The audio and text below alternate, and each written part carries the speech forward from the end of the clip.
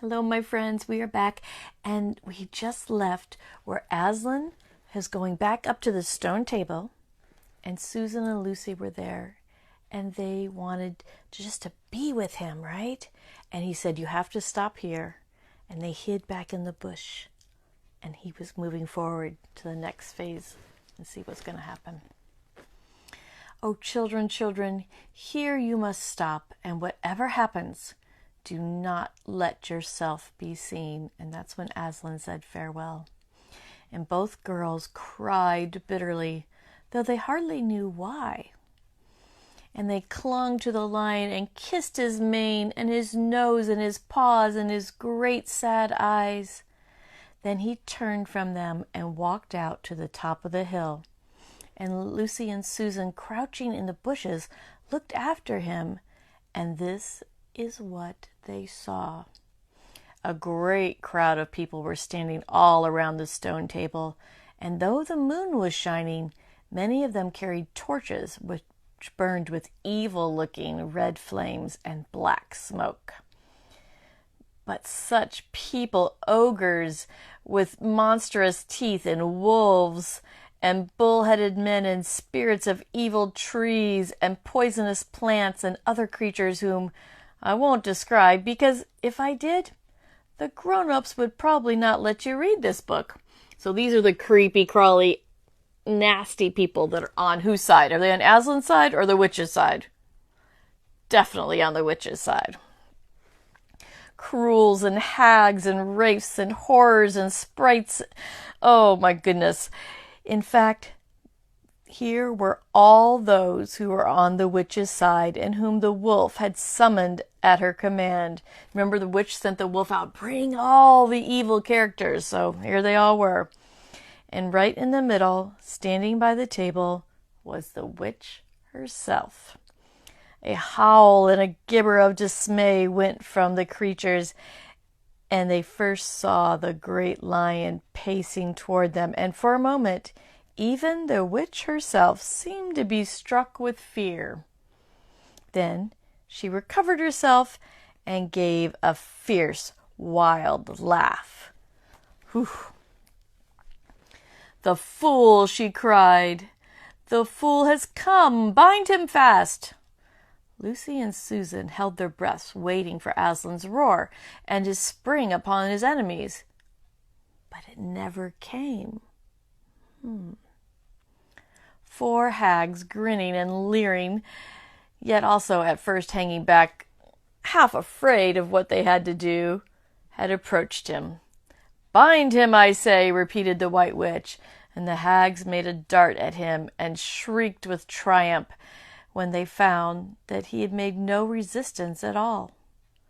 Then other evil dwarfs and apes rushed in to help them, and between them all they rolled the huge lion over on his back and tied all 4 of his paws together, shouting and cheering as if they had done something brave.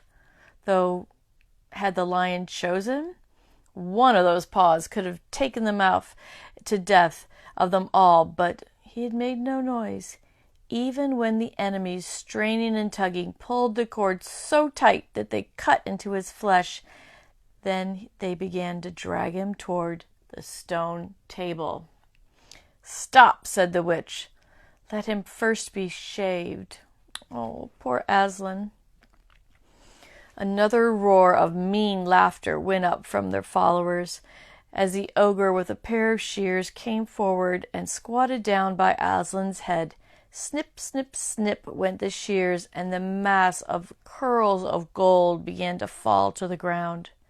Then the ogre stood back, and the children, watching from their hiding place, could see the face of Aslan, looking all small and different without his mane. The enemies also saw the difference. "Why, he's only a great cat after all," cried one. "Is that what we were afraid of?" cried another.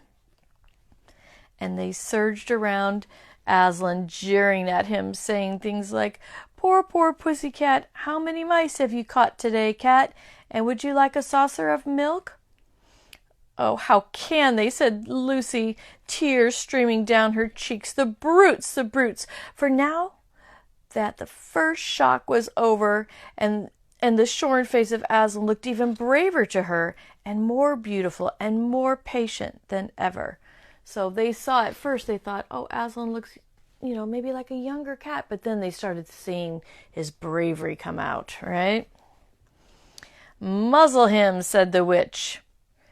And even now, as they worked about his face, putting on a muzzle, one bite from his jaws would have cost them 2 or 3 fingers or hands. But he never moved. So he was there. He could have fought him off with his paws, and he didn't. When they were putting the muzzle over his mouth, he could have bit them with that great fierce roar, but he didn't. He just took what they were given to him. And this seemed to enrage all the rabble. Everyone was with him now. Those who had been afraid to come near, even after all he was bound, they found their courage, and for a few moments the 2 girls could not even see him. So all the evil characters were circled around him. They'd all become brave enough when they bound his paws and muzzled his mouth. When he'd let them do that, they all came close, and the girls couldn't even see him. So thickly surrounded by the whole crowd of creatures, they were kicking him, and they were hitting him, and spitting on him, and jeering at him. At last, the rabble had enough of this. They began to drag the bound and muzzled lion to the stone table, some pulling, some pushing. He was so huge that even when they got him there, it took all their efforts to hoist him up onto the surface of it. Then there was more tying and tightening of the cords. The cowards, sobbed Susan. Are they still afraid of him even now? When once Aslan had been tied, and tied so that he was really just a mass of cords, so they had ties all around him. On the flat stone, a hush fell to the ground. In the crowd, 4 hags holding 4 torches stood at the corners of the table.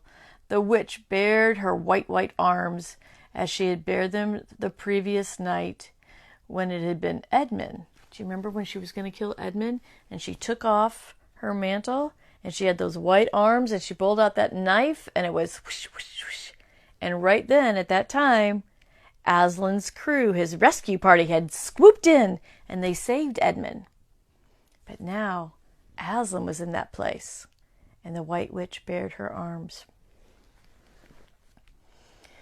It looked to the children, when the gleam of the torchlight fell on it, as if a knife was made of stone and not steel.